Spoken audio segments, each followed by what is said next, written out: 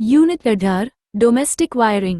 વાયરિંગનું statement અને તેના diagram. 1. બે ટુ વે સ્વિચ દ્વારા એક લેમ્પ બે જગ્યાએથી કંટ્રોલ કરવો. એક લેમ્પને બે અલગ અલગ જગ્યાએથી નિયંત્રિત કરવા માટે બે ટુ વે સ્વિચનો ઉપયોગ દર્શાવવામાં આવ્યો છે. લેમ્પના એક છેડાને ફેજ વાયર સાથે અને બીજા છેડાને ન્યુટ્રલ વાયર સાથે જોડવામાં આવે છે. બંને ટુ વે સ્વિચો વચ્ચે ક્રોસ કનેક્શન લૂપિંગ વાયર હોય છે, જે લેમ્પને બંને સ્વિચમાંથી કોઈપણ એક દ્વારા ચાલુ કે બંધ કરવાની મંજૂરી આપે છે.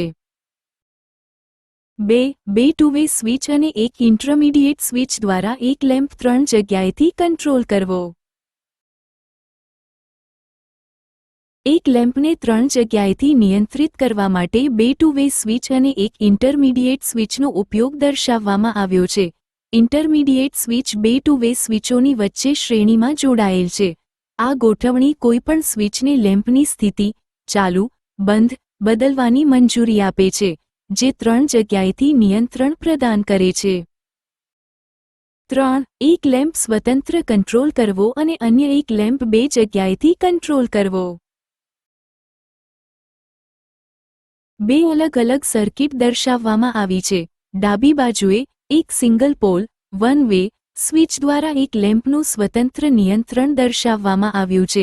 જમણી બાજુએ બે ટુ વે સ્વિચો દ્વારા અન્ય એક લેમ્પનું બે જગ્યાએથી નિયંત્રણ દર્શાવવામાં આવ્યું છે.